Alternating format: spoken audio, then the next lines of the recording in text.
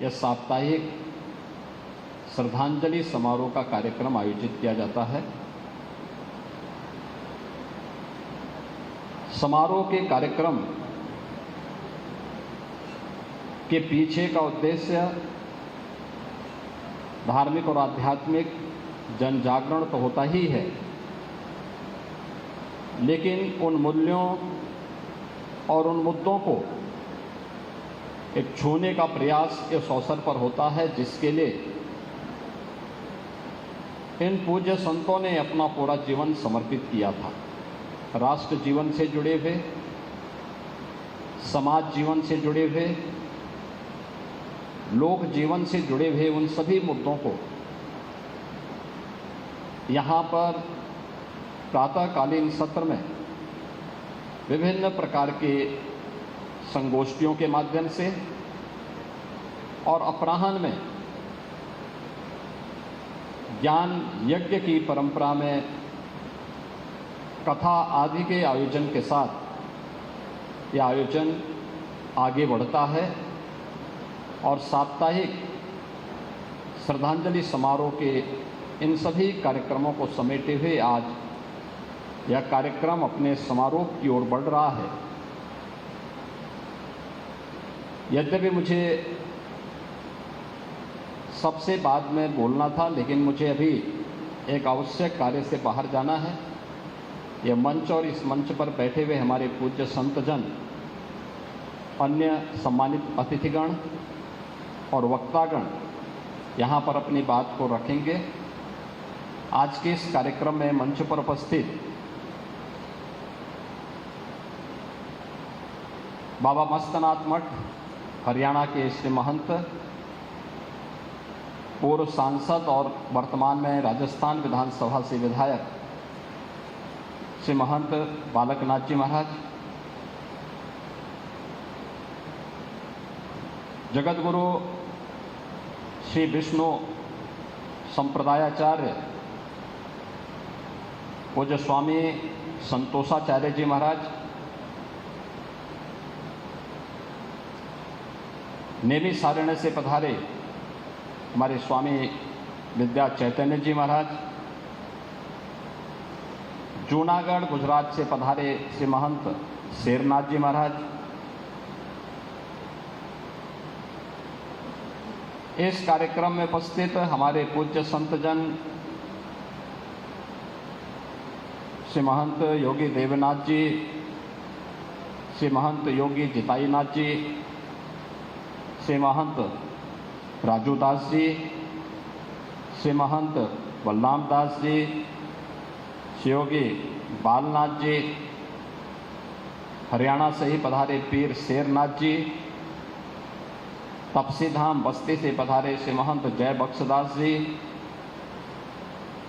कनक भवन से पधारे श्री महंत राम बालक दास जी, पति आसबाद से पधारे श्री महंत योगी राजनाथ जी, दिगंबर अखाड़ा अयोध्या के श्री महंत राम लखन दास जी, वर्धा महाराष्ट्र से पधारे श्री महंत मुकेश नाथ जी, कर्नाटक से पधारे श्री महंत कमल चंद्र नाथ जी, और मंच पर उपस्थित हमारे महंत काशीनाथ जी, कालीबाड़ी के महंत श्री रविंद्र दास जी, उत्तर प्रदेश सरकार के पूर्व मंत्री डॉक्टर महेंद्र सिंह जी, हमारे सभी सम्मानित जनप्रतिनिधिगण और दीनदयाल उपाध्याय गोरखपुर विश्वविद्यालय की कुलपति प्रोफेसर पूनम टंडन जी और उपस्थित सभी अन्य महानुभाव, महाराणा प्रताप शिक्षा परिषद से जुड़े हुए सभी संस्थाओं के प्राचार्य, आचार्य और अन्य शिक्षकगण और प्यारे बच्चों, मैं सबसे पहले पूज्य महाराज जी की आज 11वीं पुण्यतिथि है। इस अवसर पर उनके श्री चरणों में नमन करते हुए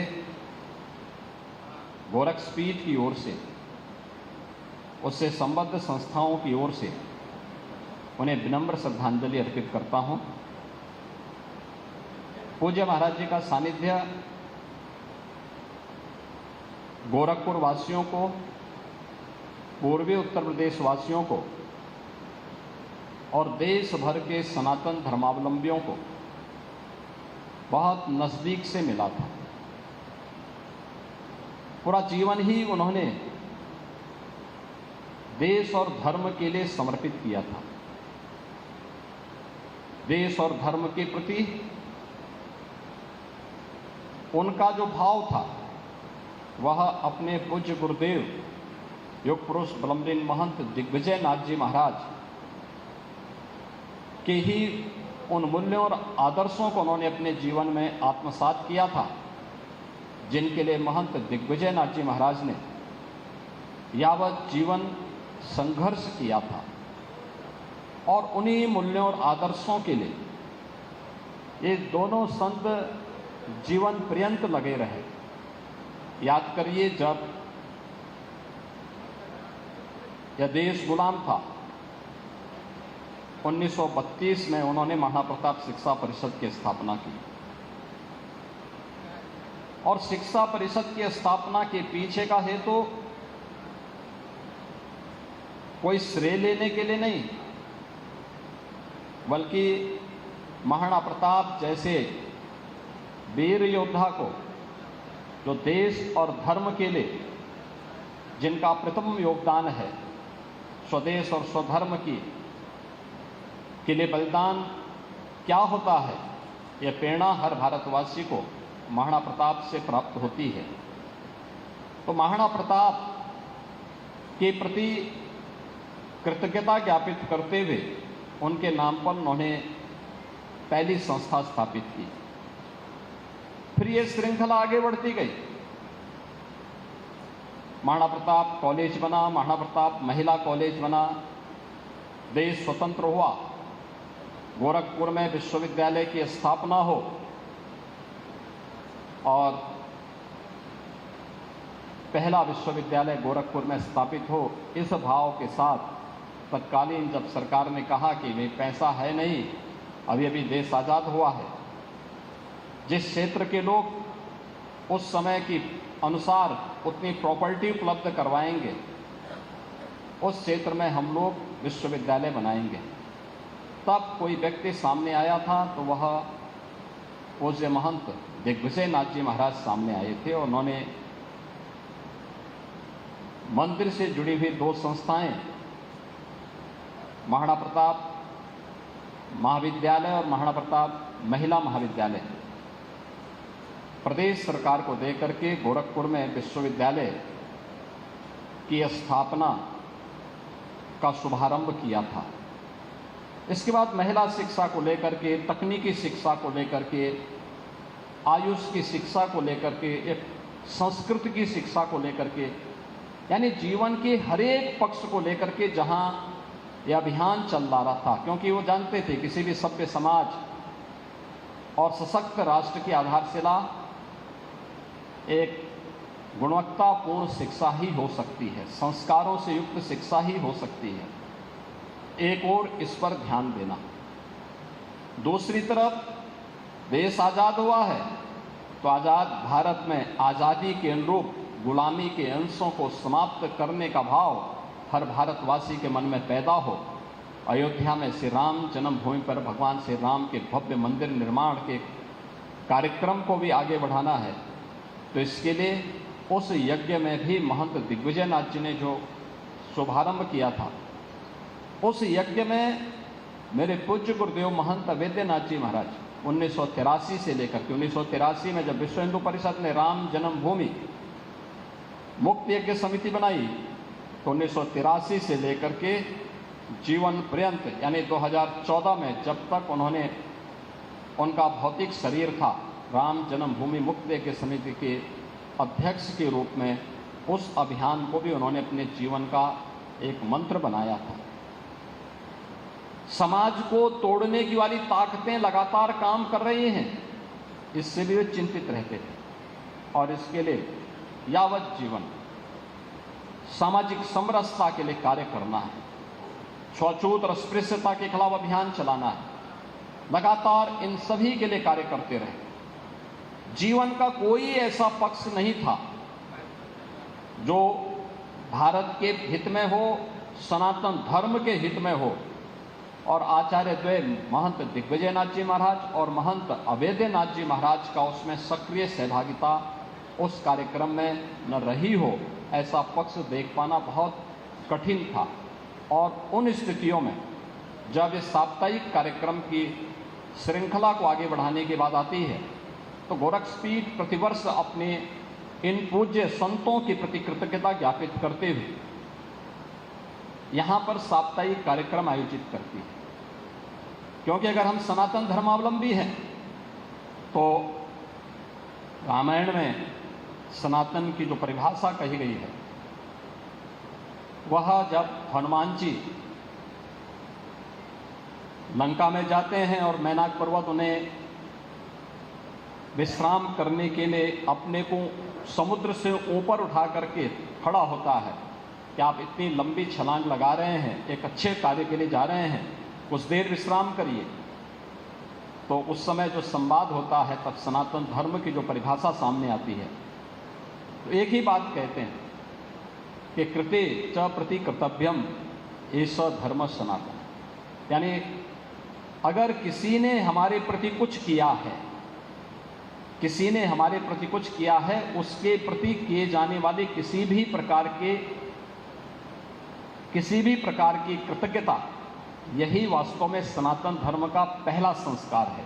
और हम सब सनातन धर्मावलंबी इसीलिए इस पक्ष में दुनिया के अंदर कहीं नहीं होता हो। इस आश्विन मास की कृष्ण पक्ष की प्रथम ये 15 तिथियां, ये कृष्ण पक्ष ही अपने पूर्वजों के प्रति श्रद्धा भाव के साथ हम उन्हें श्राद्ध तर्पण का कार्यक्रम करते हैं। एक तरफ पूर्वजों के प्रति कृतज्ञता ज्ञापित करने का कार्य, और यही कार्य हर सनातन धर्मावलंबी करता है। गोरक्षपीठ की परंपरा में इन दोनों पूज्य संतों ने, पूज्य महंत दिग्विजयनाथ जी महाराज ने आश्विन कृष्ण तृतीया को अपनी भौतिक देह को, उस नश्वर शरीर को त्यागा था 1969 में, और पूज्य महंत अवैधनाथ जी महाराज ने अपने नश्वर काया को आश्विन कृष्ण चतुर्थी को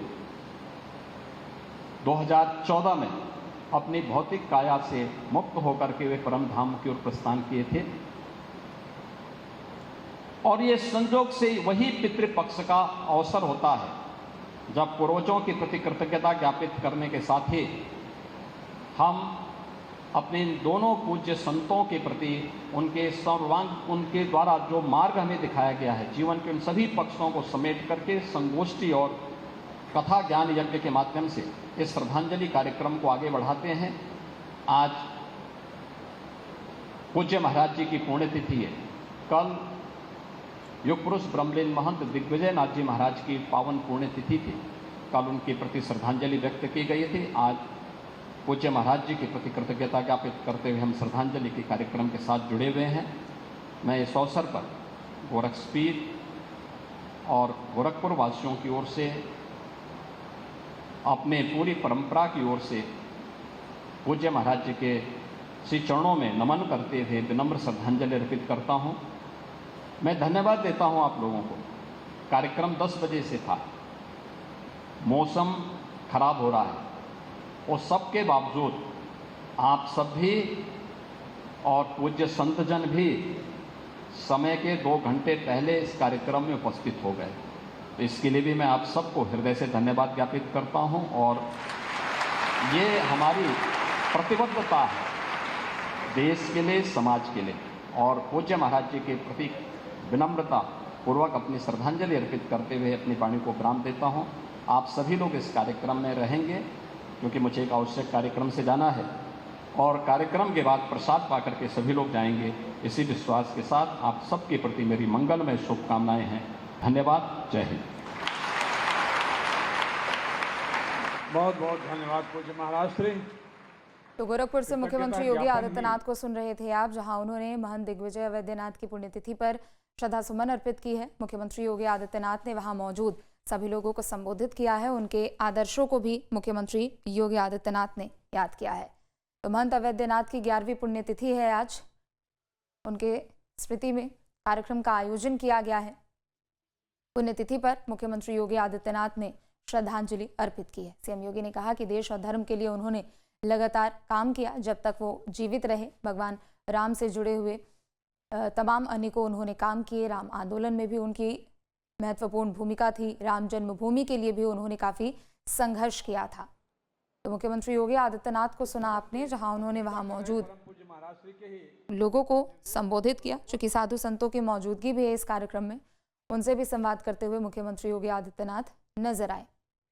तो गोरखपुर से ये तस्वीरें हैं आपके सामने। महंत अवैधनाथ की 11वीं पुण्यतिथि पर कार्यक्रम का आयोजन किया गया है, जिसमें मुख्यमंत्री योगी आदित्यनाथ की मौजूदगी भी और वहां मौजूद सभी लोगों को मुख्यमंत्री योगी आदित्यनाथ ने संबोधित किया है। सीएम योगी ने कहा कि अनेकों लोगों को उनका मार्गदर्शन मिला है। हालांकि अब वो भौतिक तौर पर हमारे बीच नहीं है, लेकिन उनके आदर्शों को सभी लोगों ने अपने जीवन में उतारा है।